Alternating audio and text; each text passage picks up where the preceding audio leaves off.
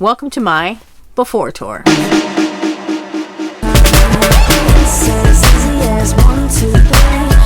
how I do it, all eyes on me. It's as simple as ABC. Watch how I do it now. I call it that because I'm going to show you what the bus looks like right now, and right now is before, because I'm about to do a bunch of stuff to the bus. At least that's the plan. I had planned to hit the road in January. It's looking like it's probably going to be more like February.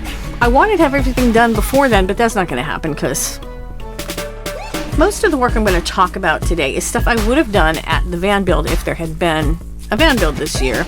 The great thing about something like a van build is that you've got all this ready help because everybody needs stuff done, so you can help people and they can help you. I mean, I'm not really a superstar in the skilled labor department, but I'm committed. I learn. And I'll say this for me, I mean, I bring something to the table. I'm not sure exactly what, but I bring something to the table. And I could sure use the help myself. But that didn't happen. Thank you, COVID. And so here we go. On this list are things that I can do myself. There are things that I'm confident I can learn how to do myself. And then there's some things I really need help with. And so I'm really hoping that I'll be able to find some help. But between being in Massachusetts and the fact that there's a little pandemic happening, it's kind of hard getting help right now. This little area that's always a mess, I want to completely refigure. I want to put like a top on it. It's just like a small, very small little entryway table-y kind of thing there. And then I might close off the part below as like a cabinet. I have some equipment that fits there, but the problem is there's a leak.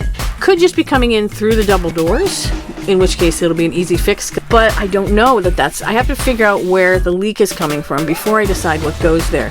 Used to be my fridge. My fridge opens on the top and you can't really get the top open well. Plus, there's so much sun coming in through that door in the summertime that it's not a great place to try to keep something cool.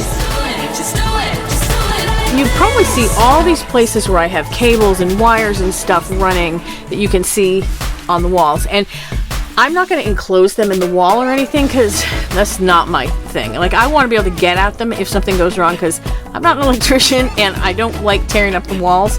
But I did get a kit to cover them up and make them look good, so we'll see how that goes. Under the driver's seat is my diesel heater. Right now it's powering off of the starting battery. That's not a good idea. So I'm going to give it its own little solar box. I have this cute little solar box that's just the right amount of power for that. I think I need some help with that because I don't even know how it's connected to the starting battery, but maybe I can figure it out. I don't know. There's this little cabinet above the driver's seat, that one up there, that has a really bad latch on it, so stuff falls out of it, which means, I mean, it is right above the driver's seat, so really all I can keep in there is like a funnel.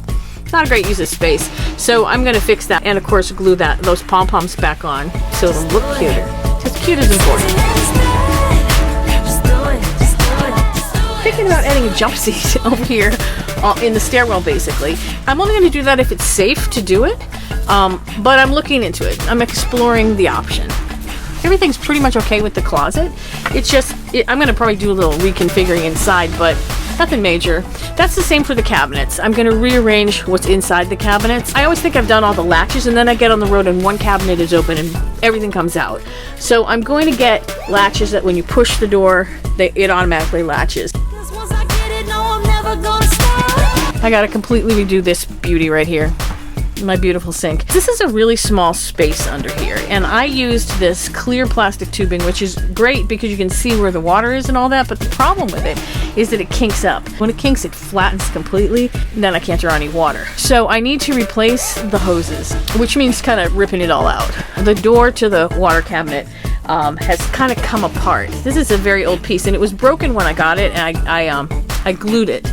Glue is always my choice when repairing furniture, but in a bus, I think you have to reinforce with screws just because of the amount of motion. It's going to be hard for glue to really completely do the job. And that's the case. I forgot about this drawer too. I put a new bottom on this drawer when I got this piece, and it's not really holding up.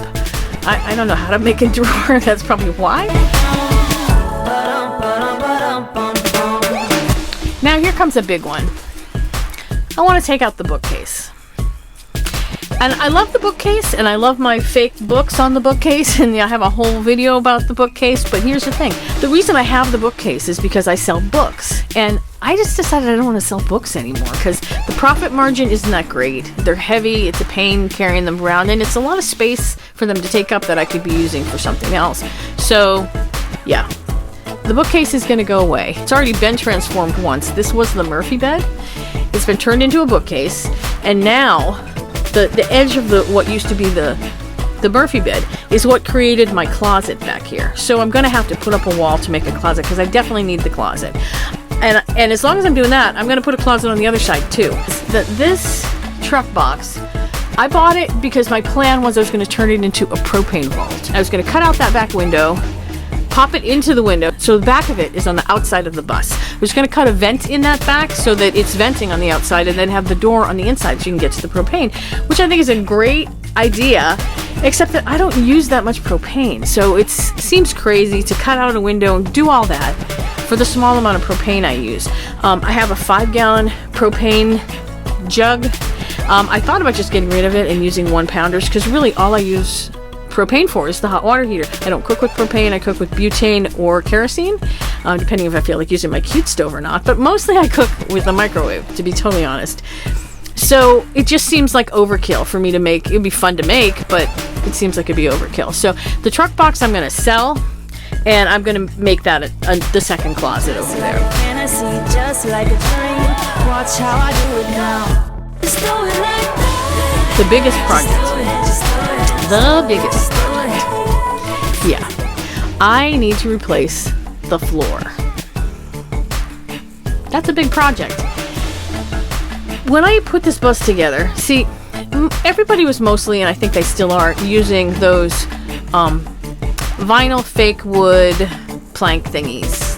They're like tiles that you put down, but they are like planks, and they're vinyl fake wood. And I hate vinyl fake wood. If I'm going to put wood, I want real wood. I decided to do tile, and I did a pattern and everything. I loved my floor.